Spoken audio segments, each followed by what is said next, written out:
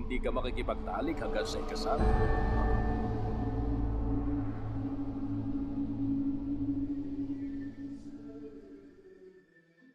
Nangangako ka na hindi ka makikipagtalik hanggang sa ikasal?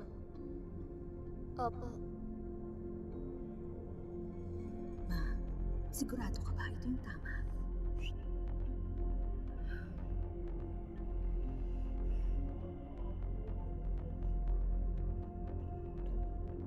O Uri Maria, nangangako ka sa Panginoon na hindi ka makikipagtalik hanggang ikasal?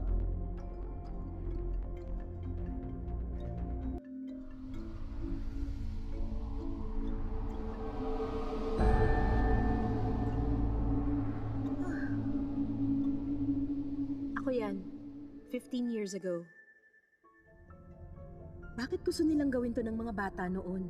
Nawalan kami ng kalayaan. Bakit sinasabi nila ang dapat namin gawin? Wala kaming idea. Pero ano? Abstinence pledge? Gusto niyong mangako kami?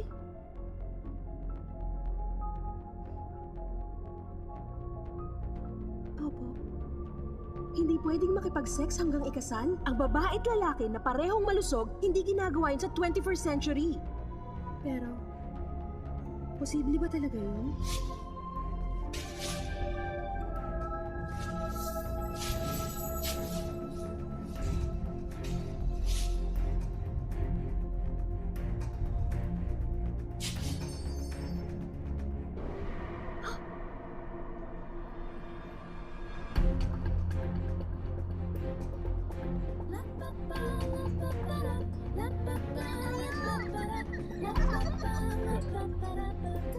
Wow, ang ganda-ganda mo naman. Ay, sana ako nakasalo nitong bouquet. Kaya nga sinuwerte ako eh. Diba? Nangako ka na estudyante ka. Na no sex until marriage? Krimen bang makipag-sex? Anong pake niya sa iba? Hindi yun krimen. Para sa panahon ngayon, common na ang ganun. Sex lang naman yun.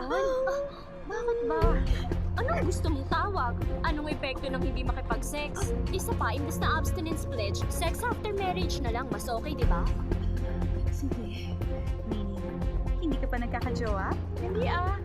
Nasubaybayan ko. Mula nung una magka-boyfriend siya. Kahit nung freshman siya, sobrang ganda niya. Pero iniiwasan na siya kapag nalaman ang tungkol sa pledge. Mga lalaki. Paano yun? Kaya mo? Kung wala ka nun, hindi ka ba curious kung anong pakiramdam? Pagkatapos ng ilang taong pagpipigil, nakita ko na wala ng curiosity at desire si Yuri. Tama. Yung senior trip.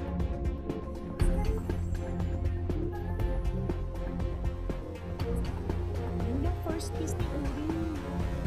Nasaan ang lalaki niyo? Hindi niya na nakita. Hindi niya nakuha yung number. Kung ganon, kailan yung first na seryosong relationship? Love life ang kasalungat ng abstinence. Wala siyang jowa? E di, sige, akin na tong bouquet na to. Uy, teka! May boyfriend ako. Kaya akin na to. 2 years na kaya kami. Talaga? Ayan o, tumatawag na siya. Yes baby. Oo, nandyan ka na. Okay, sige.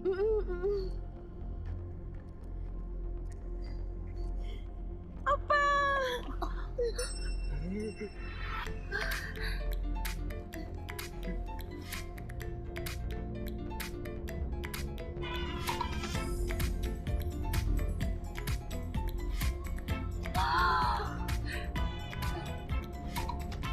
Tapos na? Ang bilis mo ah. Wow! Sobrang pogi! Ikaw na, Uri! Saan makakakilala ng mga ganyan? Matagal na kasi ako single eh. 2 years na sila? Totoo? Baka wala nang epektong sumpa sa kanya. Uri, saan galing yan? Nasala mo yan? Hindi Nasa table lang to. Pwede mo kasi niuwi to.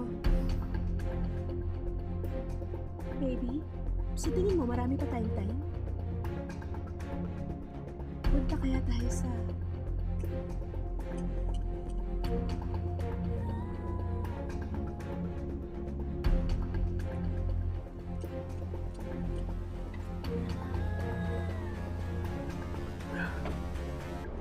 Ayokong isa lang. Marami to. Very good. Baby, gusto mo, tara na?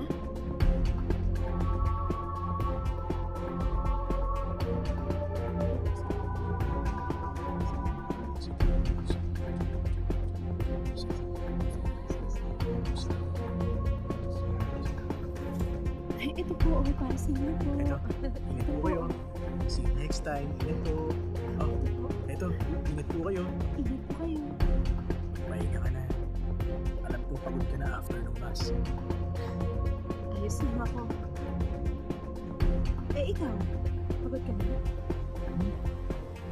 Malakas ako.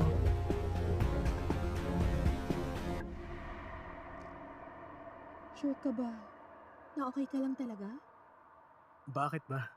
Pinapunta pa kasi kita rito. Okay lang sa'yo? Bakit? Anong meron? May nangyari.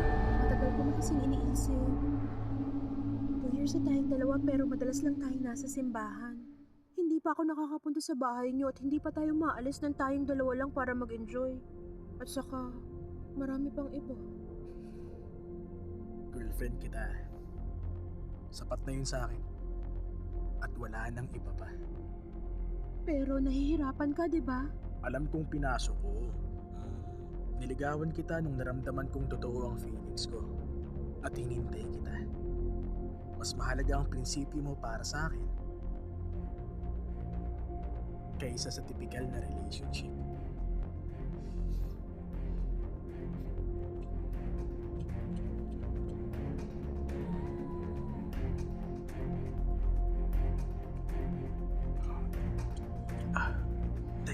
Teka. Tara na, balik na tayo. Na naman? Father, magkukumpisal ako. Kang Jin, tama na muna ang pangungumpisal mo. May masama na naman po akong naisip eh. Hindi naman ganun kasama yun. Bawal na bang mag-isip? Pero kasi Sobra naman yung pangungumpisal mo every other day. Busy rin ako at ang Panginoon. Magpakasal na kasi kayong dalawa. Hindi ba't panahon na rin?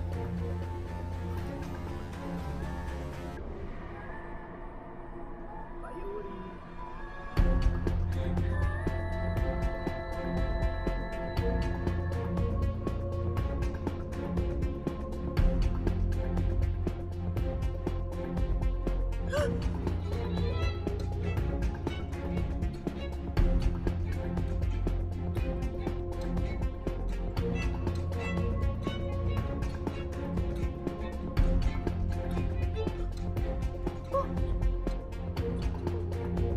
Hala, mama! Mama! Uri, Po! Hala! Ako! Ayun na! Mama! Ano? Sa kotse talaga? Ano ba kayo? o saan ba dapat? Dito sa labas? Yung motoris mo nga isa mo yan. Bye! Ma, nakakaya sa mga kapitbahay. Pasok! Oo na. Ma, nandito na kami. Oh, sabay kayong umuwing dalawa. Nagkita kami sa harap. Oh. Bago kotse niya? Hindi, mali ka. Bagong boyfriend ko. Ano? Iba na yun. Ha? Kailan pa? Bakit, ma? Kailangan ba ng dahilan para ma-in love? Bakit kailangan? Ha? Seryoso ka ba dyan, ma? Mama, yung sinabi kong 2.5 million para sa album ko. Sinabi ko na nga wala tayong ganong pera. Meron na ako. Producer yung bago kong boyfriend. Siyang bahala. Ano? Producer yung nasa kotse? Producer yung kahalikan mo? Sigurado kang walang sabit. Hindi ka ba naman mapapahamak? Anak kontra sa ina. Ina kontra sa anak. Palagi na lang kayo ang makakampi. Mama, Uri, ngayon, sa tingin ko matutupad na. Matagal ko ng pangarap maging singer, 30 years na. Kinilimutan ko para sa'yo. Mas maganda sana kung 10 years younger ako. Tara na. Uy, ano yan? Nasaan mo ang bouquet? Ibig sabihin, ikakasal ka na after 6 months. Mabuti naman. Matagal ko nang hinihintay na pag-usapan niyo ni Kangdiang tungkol sa kasal. At bakit hindi niyo pinag-uusapan ng kasal? Ano naman ang sabi niya sa bouquet? Wala siyang sinabi. Hindi ko sinabi na buka ito. Hindi ka komportable unang mag-open? Wala nang gender role ngayon. Hayaan mo na. Papuntahin mo, kausapin ko. Ano bang plano mo? Bakit na? Kailangan kausapin niya ang boyfriend mo. 2 taon na. Ang tagal niya nang naghihintay. Bakit hindi na ba tumatayo? Yung ano mo? Yung bibig mo! Huwag mo siyang pansinin. Masaya ako makita na ikakasal ang apo ko sa isang lalaking tulad niya. Kasal kasi. Wait. Oras na, di ba? Bakit ba hindi niya Ay, tinatapos? naku! Hayaan mo muna siya. Bakit? Ano ba?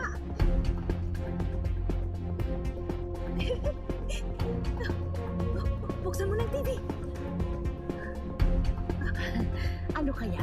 Malalaman na kaya na ngayon. Gusto ko na talagang malaman ang Walang choice spoiler, Uri, ah. Ay, ang magandang apo ko ang writer ng Mask of Desire. Ipagbabalaki ko yun sa lahat. Assistant lang ako, Lola, at magkaibang main writer sa assistant. Pareho lang yun. Hindi, ma. Magkaiba yun. Ay, ayan na siya!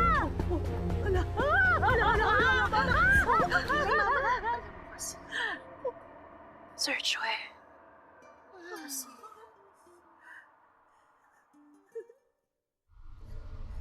Ay, sobrang gwapo niya. Hindi ko mapigilan. Ano ba? Thank you, ha. Ano to? Ang daming bashers dito. Sinisiraan nila palagi si Songy. Choi Dok-chin? Huh, parang pamilyar.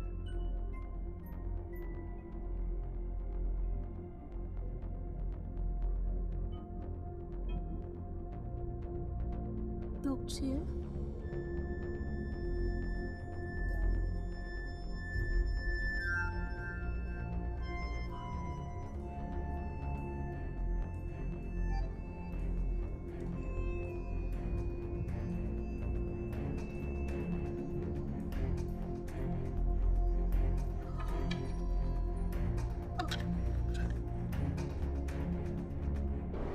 Ano yan? Bakit gulat na gulat? Katok naman. Sabi kong wag mong isuot ang damit ko. Puro ka gadget, tulog na.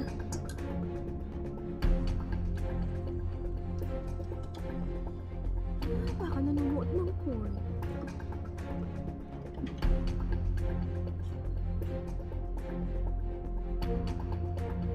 Grabe, ang bilis mo sumagot. Siyempre, dapat sagutin ko agad. Na para bang emergency call? Bakit? Kasi wala naman. Babe, tingin mo, dapat gawin na natin? Ano? Sorry Uri, hindi kita narinig eh. Wala. Good night, mahal ko. Okay. Good night, bukas na lang ulit. Okay.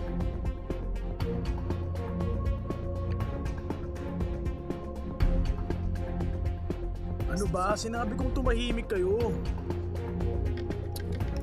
Aray! Teka sandali, Detective E! Usapan muna natin, pusa sagad!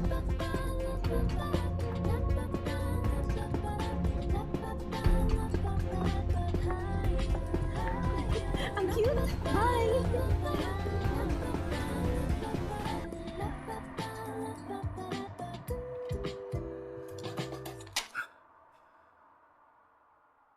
Hindi ba mas maganda kung mas brusko si Chunsada sa eksenang ito? Sige. Pero sa susunod na eksena, yung charms naman niya. Balak mo man tinijidok sa kay Nabo. Hindi interesting. Okay. Hindi interesting. Walang ginagawa si Chunsada. Sir. Kasi gusto sana ng writer na i-showcase ang charms ni G-Doxa sa eksenang to pero kayo naman gusto nyo na mas maging entertaining ang eksena. Kung ganun pala, bakit hindi siya ang mas ibida sa eksena? Pangibabaw sa eksena. Para bang, imbis na ipakita natin ang interes niya, pwede niyang akitin siya. Akitin? Paano? Tingin ko, tutulak niya si Nabom sa sofa para mapahiga. Mapapahiga. Sige, anong susunod? Pagkatapos, tatanggalin niya yung butones niya. Tapos hahaplosin ng mga daliri niya yung mga muscle ng dibdib niya. Sa oras na magkakitaan ng mga mata niya, maghahalikan sila ng French kiss na sobrang passionate tapos didiretso sila sa kama at kung saan napupunta ang mga kamay nila humahaplos at kung ano-ano. Rinig ang paghinga nila. Pagkatapos, wala sila sa sarili nila. Aray! Paano kaya, sir, kung parang gano'n? Maganda yon. Yung papasa sa censorship. Tapos okay na yon. Okay ba yun sa inyo? Opo, i-revise ko na ang script kung gano'n. Hoy! Hoy, Gisli, kita mo naman. Wala kang pupuntan. Wisit, teka lang. Hoy, Wisit, hoy! Huliin mo siya! Hoy! Ang lakas na lobong gawin niya sa pulis, ah!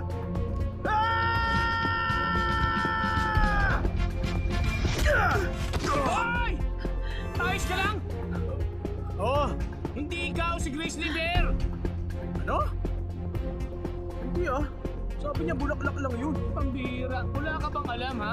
Pag may dalang bulaklak tapos galing wedding, nasalo niya ang bouquet. Ay, grabe. Bakit di mo sinabing nasa salon niya? Sir Kanji, baka hindi pa siya komportable na pag-usapan yung marriage. Ibig mong sabihin, kailangan niyang ikasal sa loob ng 6 na buwan. Tama? Senior Officer E. Hindi porket best detective, best boyfriend na din. Gamit ang second anim namin produce na ba? Bakit? Ayaw mo ba mag-asawa? Sabi ko nga magpo-propose ako. Kapag nagpasya ang lalaki, ginagawa agad. Hindi yung 2 years pa.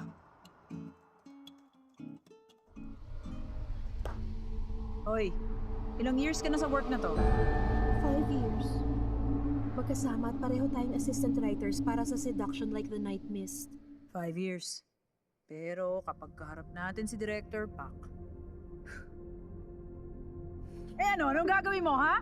Anong-ano? Abstinence? Sige, kaya mo. Gets kong paniniwala mo. Pero yung katawan mo, hindi ka nagigets, ha?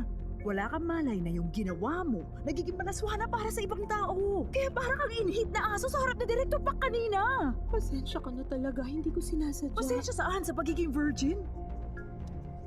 Uri, hindi naman sa pinapagalitan kita ngayon. Araw-araw kitang pinagmamasdan sa nakalipas na 5 years. Nag-aalala lang ako sa'yo. Utang na loob, magpakasal ka na! Yuri, bakit hindi sure ang feelings ko na pakasalan si Kangje? Perfect naman siya, pero para ba kasing may kulang sa kanya? May hindi pa kasi nagagawa. Sex. Ay, ba yun? Alam mo? Oh, yung abstinence mo para kang nakikipagdigmaan sa sarili mo. Hindi pwedeng payapa lang ang buhay. Meron na bang umintindi sa paniniwala mo? Bira lang ang katulad ni Kang Jess, sunggaban mo na! Siya ang iyong simula at ang iyong tuloy. Lahat ng first mo, may experience mo sa kanya. Bakit? Anong hinahay-hay mo dyan? Siya sana lahat ng first ko kung hindi ko siya miss. Ano ka mo? So hindi si Kang Jae ang first kiss mo? Ibang lalaki? Sino?